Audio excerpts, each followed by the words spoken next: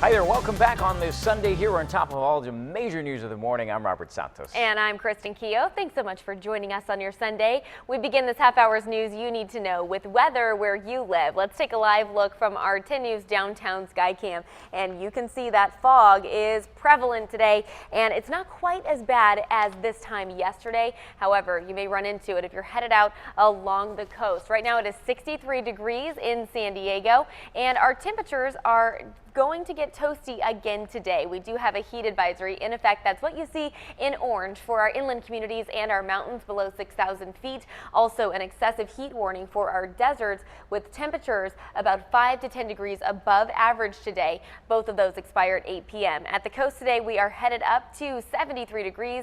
Inland, we'll see the upper 80s.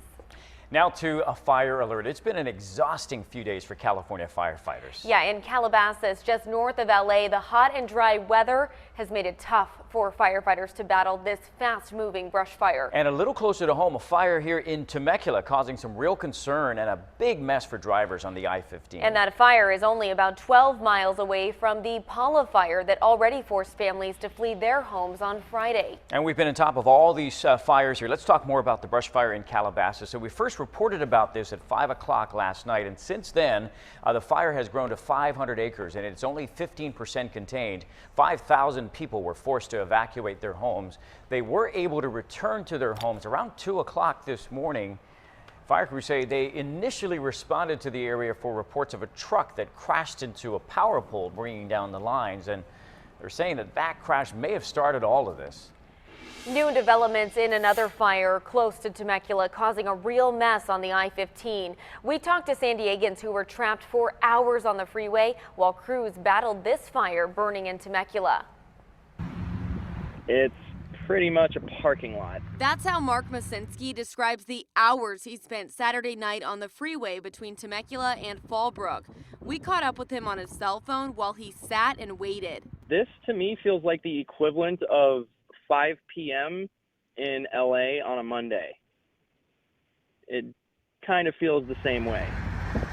Driving back with his girlfriend after dinner in Temecula, Masinski drove past fire truck after fire truck. The fire began early Saturday afternoon. After a few hours, it had scorched 70 acres and forced CHP to shut down the whole southbound 15. Even after a few lanes opened, traffic was a mess, and Masinski said people got frustrated. Yeah, there's actually a couple people that have taken to the shoulder and just driven over like everything that's on the shoulder, like trying to like bypass everything. Most people just crawled down the 15 foot by foot in disbelief their Saturday night drive was taking so long. I've moved a mile in 1 hour, like quite literally, just waiting, and I have 11 more miles to go. And Mark texted 10 News when he finally got through the traffic, but it took 3 more hours for him to get from Temecula to Fallbrook. That's a ride that should only take 25 minutes. The fire is still only 20% contained. No buildings are threatened, but one firefighter did suffer a non-life-threatening injury. And that fire in Temecula is only about 12 miles away from the Paula fire that forced families to flee their homes on Friday. All evacuation orders there have now been lifted. The fire burned 70 acres and is now about 75% contained. The fire started at a home on Tuesday. Firefighters thought they almost had it completely contained by Friday, though, when it flared up again. 5 more minutes yesterday, had an engine not showed up, we would have not had a home. Like, that's how close it was. About 150 firefighters from around the area are working around the clock now to stop this fire from spreading and threatening more homes. You can always track current weather conditions. A reminder for you on the free 10 News mobile app. Now to a breaking news update for you at 6:34. This coming out of the Southcrest neighborhood. Police say they are talking to the driver who crashed into a pedestrian, then drove home. A 76-year-old man crashed into a man crossing the street here on 43rd and National Avenue. Paramedics took that person to the hospital with a broken leg and bleeding in his brain. The man who hit him drove home and told his family what happened. That family came back to the scene to talk to police. Officers say the driver was not drinking, but they are questioning him about what did happen. Officers also say the pedestrian crossed against traffic signals.